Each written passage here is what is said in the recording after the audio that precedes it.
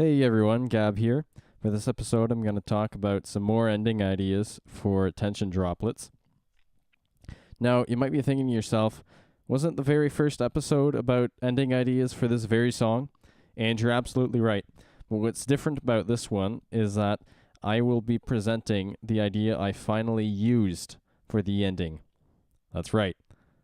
I finally figured it out. Before we get to that, though, however, I do have a few other ideas I want to look at. This is one I came up with on the Sub Fatty, but I actually forgot to show it in the first video. So have a listen now.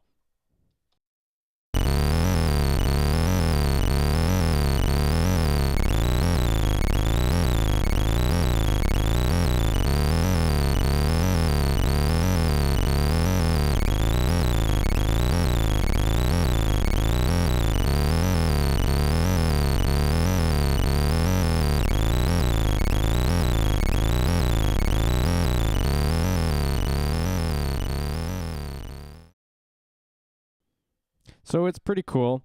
I do like it. However, I've decided not to use this for the ending of Tension Droplets. And here's why. Basically, it's just two arpeggiated chords, F sharp minor and C sharp 7, which does leave a lot of room for possibilities, which is cool. But at the stage of the song I'm at, I wanted something more to work with, not just openness. Anything goes kind of thing. So because of that, I found it wasn't really a whole lot to work with to finish the song, because at its core, it's really just that, a chord progression, whereas an actual melody might have helped more in the idea development process. But I still like the idea, so I'd like to use it at some point down the road.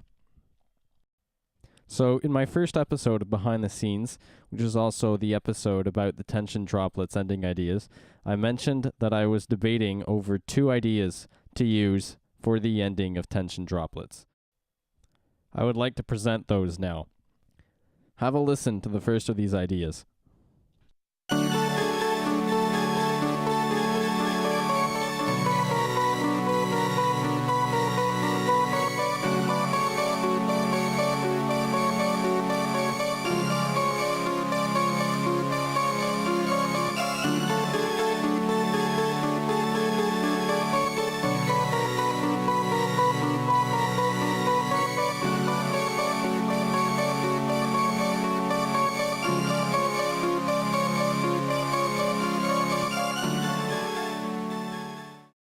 So the recording's a little rough, but you get the idea. Now, I'm not going to tell you whether I use this yet. I'll show the other idea first. But before I get to that, I want to talk a bit about where this idea came from. This melody was inspired by a song in a video game called The Legend of Zelda: Ocarina of Time. More specifically, the theme for Gerudo Valley. If you know the song, you might not recognize this at first because the part that I took was, ironically enough, near the end. I'll include a link to exactly where. How I came to think of this song as an idea was just the fact that both Tension Droplets and the Gerudo Valley theme both share the same key of F sharp minor. And so I thought, well, maybe this could work. Moving on, I said I had another idea as a potential candidate for the ending of Tension Droplets, so here it is.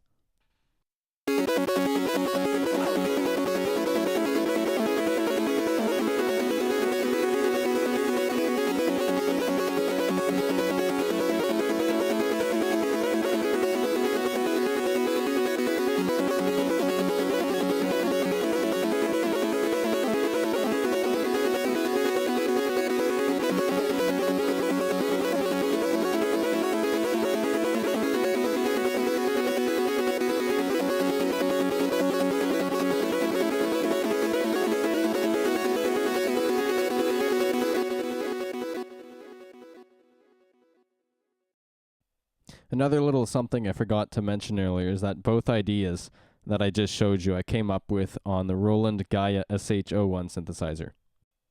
Getting back to the second idea though, I'm afraid I don't really have an inspirational story per se for this one. I just kind of sat down one day, played it, and thought, huh, that's cool. Another quick factoid though, the Gaia synthesizer's got a lot of built-in effects on it. And for some reason, there's even 3 different types of distortion effect you can have on it. Specifically, regular distortion, fuzz, and bit crash. I don't usually use the fuzz and distortion too much because it kind of just makes it sound like a guitar. And with the synthesizer, that's usually not what I'm aiming for. But who knows, one day maybe I'll use it. Maybe. Anyway, the bit crash is actually kind of cool. And at low settings, it kind of provides a subtle warmth, I guess, to the sound. And I ended up using that on this particular idea. On the musical nature of what I just showed you, I actually thought at first that it could work well as a piece of music on its own. But it turned out it could probably help solve the problem of our dilemma song, Tension Droplets. And since we're getting back to that topic, I believe it's about time I tell you which idea I decided to use to develop the end of Tension Droplets. And drumroll, please. I went with idea number 2, which, to explain simply, is because of one word: epicness. Okay, so it's a little bit more complicated than that. Basically, if you have watched the first Tension Droplets Ideas video, you'll probably remember me saying that the entire song is pretty much just a huge build-up, and I didn't want to continue that build-up for the ending. Simply put, I want to give the song an ending that was worth the wait. And myself, I felt that the second idea had a little bit more of a grandness air to it, that it really meant something more epic. Not that I didn't like the first idea. I do like it. I just personally feel that I can develop the second idea to a really great level of awesomeness that the song Tension Droplets is worthy of.